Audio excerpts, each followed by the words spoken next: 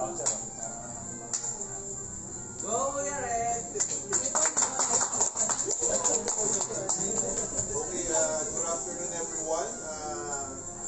Here we go again. This is the day that we've been waiting for, the finals. Welcome to Casino Beverage Captain Combat 2023, the finals. Thank you for your presence, Sir Ed of Dragon Bar, together with Miss Faye of Baccarat Room and Bar, and Sir Matt, the supervisor here at Baccarat Room and Bar. Our first contender will be Arnel Calio. He will be representing his captain, the last call. So, good afternoon, everyone. Thank you, Sir Matt, for having me here. Okay. Sir Ed, I'm glad to come this far. It's not easy, actually. And let me introduce myself first. I'm Arnel Calio, proudly bartender of Casino Beverage. Easy to get, hard to forget. Yan. I mean to win this competition by showing you my passion and to show you the best concoction in my life. And as a bartender, we portraying an image that we have passion for excellence and be credible for what we do. And lastly, we contenders, we don't want to show you an ordinary, but to show you an extraordinary.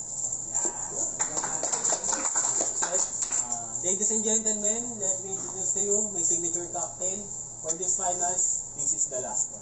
Let me show you how to make it. First, I will use egg white.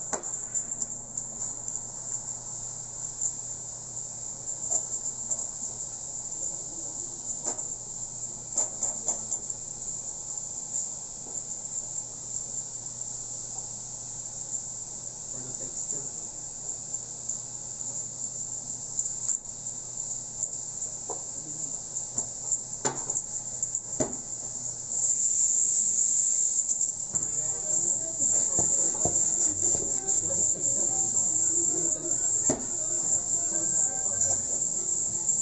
My first lemon juice, 15 ml.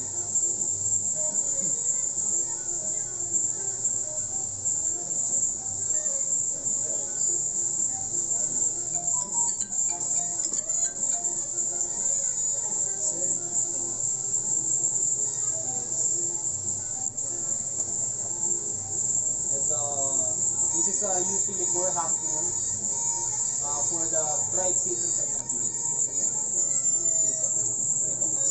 Another 15 minutes. It has characteristic notes of lemon, lime, grapefruit, and tangerine.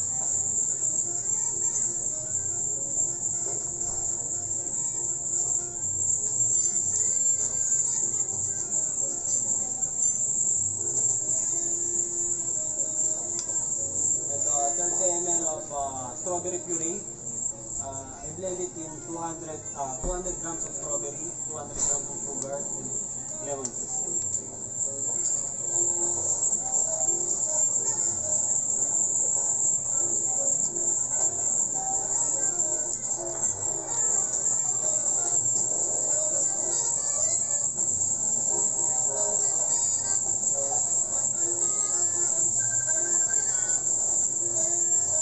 And 10 ml of almond milk for the complement for the strawberry.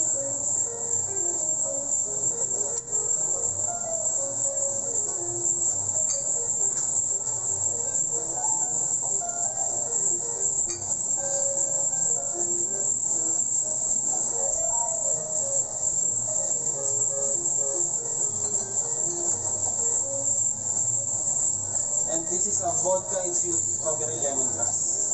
I infuse it using ISI paper and use one nitro charge.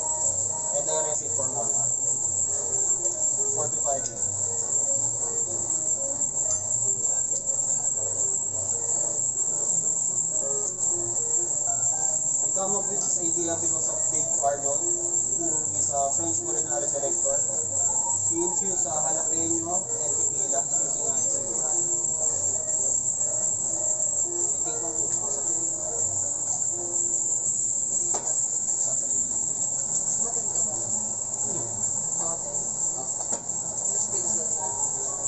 Then 5 drops of Salin 80-20.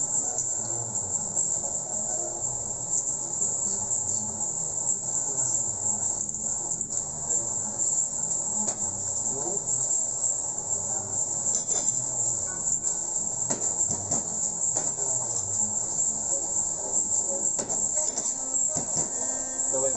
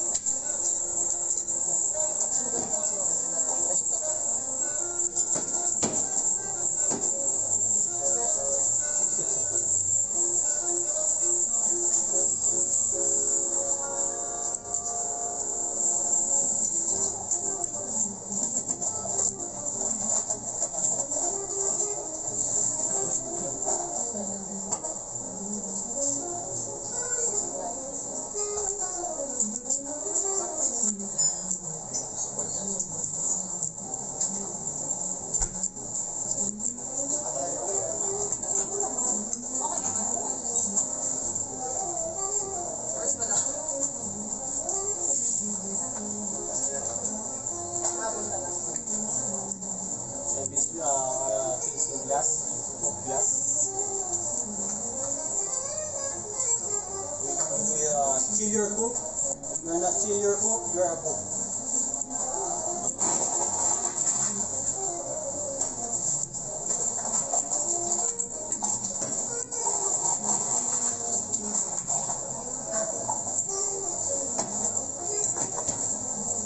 Time for whiskey.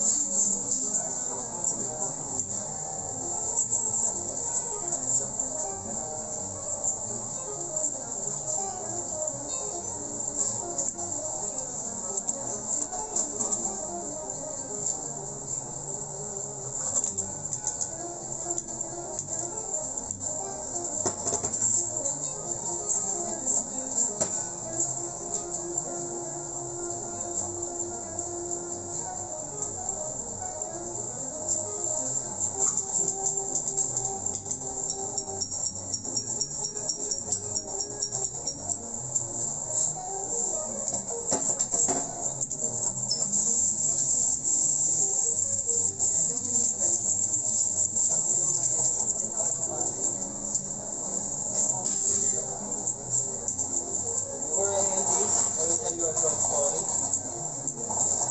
Before, there was a man who doesn't believe that he will success someday. And his father doesn't believe in him. Laging sinasabi ng kanyang tatay na, bakit ka magbabartender, nak? Hindi yan magandang trabaho. Pero nilalaki yung pinatunayan niya sa kanyang ama na magandang profesyon ng pagbubuhat. In a deathbed, nagkasakit ang kanyang ama.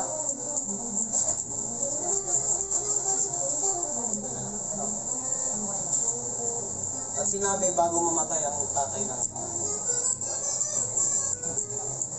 ang lalaki ay, if you can dream it,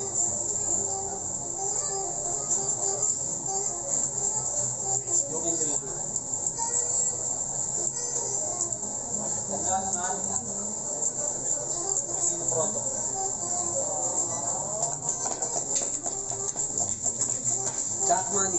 Gallo.